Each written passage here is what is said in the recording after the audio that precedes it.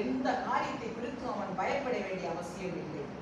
யாருக்கு முன்னே கொண்டு விட்டாலும் அந்த வார்த்தை குற்ற சுமத்தின அதே வார்த்தை அது உங்களுக்கு விடுதலைக்குரிய சாட்சியாவது என்று சொல்லி வேதம் படிக்கிறது. ஆகையால் என்ன உத்தரவு சொல்லுவோம் என்று கவலைப்படாதிருக்கும்படி உங்கள் மனதிலே நிர்ணயம் பண்ணி. ஆனா ஒண்ணு நீங்க பார்க்கணும், சாதரக் மேஷாக் ஆபேத்நேகோ அன்னைக்கு சொன்னார்கள், நாங்கள் ஆராதிக்கும் தேவன் எங்களை விடுவிக்க அவர் வல்லவர். அவர் விடுவியாமல் போனாலும் நீர் நிறுத்தின பொருட்களையே நாங்கள் வணங்குவது இல்லை என்பது ராஜா அறிந்திருக்க கடவுள் என்று ராஜாவுக்கு இவர்கள் கட்டளையிட்டார். அதே போல இந்த இடத்தில் சொல்லப்படுகிறது, ஆகையால் என்ன உத்தரவு சொல்லுவோம் என்று கவலைப்படாதீர்கள், உங்கள் மனதிலே நிர்ணயம் பண்ணி கொள்ளுங்கள். நீ ராஜாக்கு முன்னே விட்டுருக்காங்களே, அநேக உபத்திரவம் வருது, யாசுவனுடைய நாமத்தை நான் ஆராதிக்கிற போது என் புருஷன் என்னை கைவிட்டுறானே, இல்லது என் மனைவி என்னை கைவிடுறாளே, என் பிள்ளைகள் ஏனம் பண்ணுகிறதே, என் தாய் தகப்பன்மார் எனக்கு விரோதமாய் நிற்கிறார்களே என்று சொல்லி நீ கவலைப்படாதே.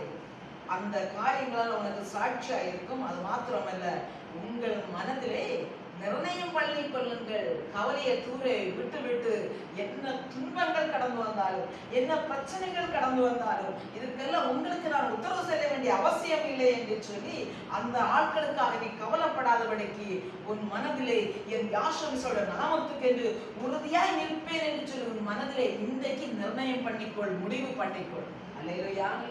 உன்னுடைய முடிவை பார்த்து தேவன் உனக்கு விடுதலை கொடுப்பதும் உன்னை ஆசீர்வதிப்பதும் உன்னை உயர்த்த வேண்டுமா வேண்டாமா என்கிறது என் தேவன் முடிவு பண்ணுவார். தேவனுடைய பிள்ளைகளே, என்ன உத்தரவு சொல்லும்படி நீ கவலைப்படாது. உன் மனதிலே என் யாஷோமிசை எனக்காக யாவையும் செய்து முடிப்பார் என்கிற அந்த விசுவாசத்தை நம்பிக்கை உன்னிடத்தில் இருக்க வேண்டும். அந்த 5:16 விரோதிக்கிறவர்கள் ஒருவரும் எதிர் பேசவும் எதிர் நிற்கவும் கூடாத வாக்கையும் ஞானத்தையும் நான் உங்களுக்கு கொடுப்பேன். பெற்றோராலும் சகோதரராலும் வந்து ஜனங்களாலும் சிநேகிதராலும் காட்டிக் கொடுக்கப்படுவீர்கள். உங்களுக்கு சிலரை கொலை செய்வார்கள். என் நாமத்தின் நிமித்தம் எல்லாராலும் பகைக்கப்படுவீர்கள். ஆனாலும் உங்கள் தலைமையில் ஒன்றாகிலும் அழியாது. உங்களை விரோதிக்கிறவர்கள் ஒருவரும் எதிர் பேசவும் எதிர்க்கவும் கூடாத வாக்கையும் ஞானத்தையும் நான் உங்களுக்கு கொடுப்பேன்.